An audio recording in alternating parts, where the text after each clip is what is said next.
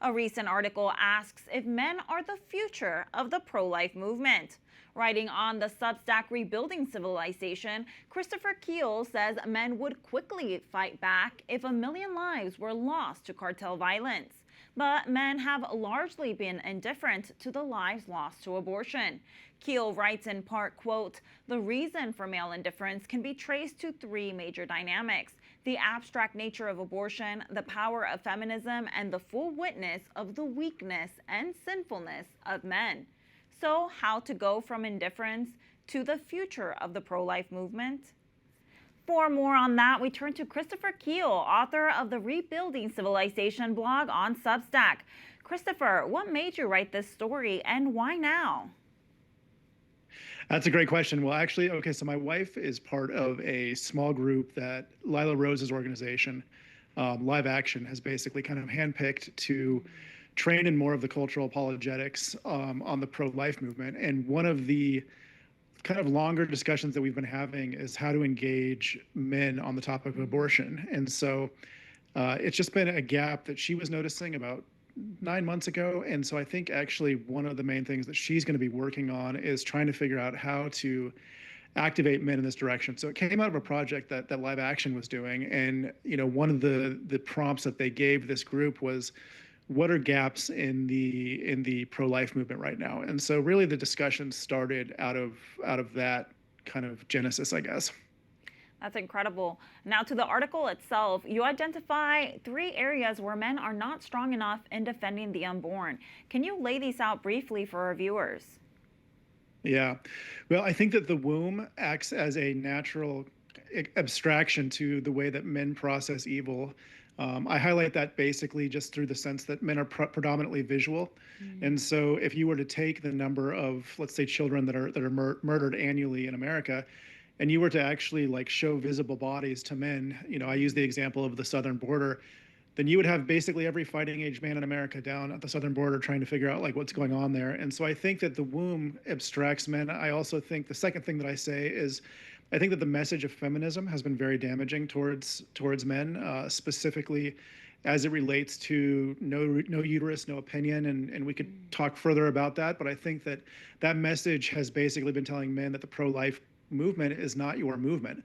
And then I think the third thing is really based on the own internal weaknesses and failures in men right now, which is predominantly sexual. And I think that many men have become accustomed to the avenues, whether it's the morning after pill, the abortion pill, or abortion itself, as all ways to not have to deal with problems in their personal lives that are coming because of sexual promiscuity. So I think that there's a lot of blame to go around, in my opinion, on this issue. But those are kind of the 3 things that I highlight in the article. Thank you. And can you tell us about your solution to these issues? Well, I think one of the main things that men can do right now is just show up in the movement. In this, I basically talk about, I think that we need to ignore the message of feminism, that just because we don't have a uterus doesn't mean that this is not our fight. And so I think that this starts in a lot of different areas. I think as sons, we need to be raising sons differently. As fathers, we need to be instructing our children differently.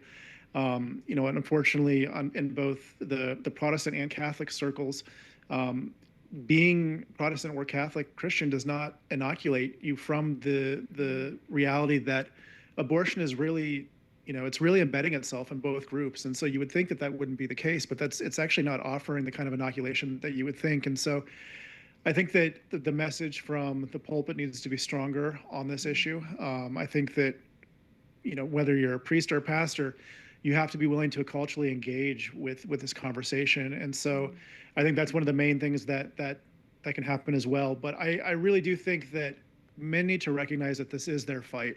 Tolkien has this way of talking about evil as, evil predominantly starts happening when people stop showing up in the place where the evil is happening. And so I think one of the main things that men can do is just start to show up in the pro-life cause and in the pro-life movement. I know some are, but I think predominantly, if you were to ask a man, it's not really something that they think a lot about, and I think that's a problem. You also point to the example of Burden Nathanson. Can you tell us about him and why you cite him in the article? Yeah, so Bernard Nathanson is one of the main men behind the abortion movement, and so he he has committed, or he has done over 5,000 abortions, I think it was, including his own children. And one of the times on one of the abortions, he was looking at an ultrasound, and he saw basically the child screaming as he was doing the abortion. And this radically shifted his mind. And I think a lot of this was because he visually saw what was happening. Especially with men, we're not embodied in the female body in the same way, obviously, that women are. We don't have life in our womb. We don't understand. I think it's really hard for men to conceptualize what this is doing. But as soon as Bernard Nathanson saw that, he became one of the biggest pro-life advocates. And so just seeing the screaming baby in the ultrasound was enough to basically turn him, which is pretty amazing, because he was the one that really encouraged Betty Fernand in the feminist movement to really join the abortion movement. And so this was the combination of these two forces really is what brought abortion and feminism together. And so he was behind both of these things. And so to see him take such a radical shift just on seeing what was happening in the ultrasound is pretty amazing. Now, if people would like to read the article or follow some of your other work, where can they go? Yeah, it's just my Substack is Christopher Kuehl, Kuehl. It's Rebuilding Civilization, and on that I talk about many cultural issues, so you can check it out there. Great. Well, Christopher, thank you so much for joining us and for bringing a voice of men to the pro-life movement. Thank you so much for having me.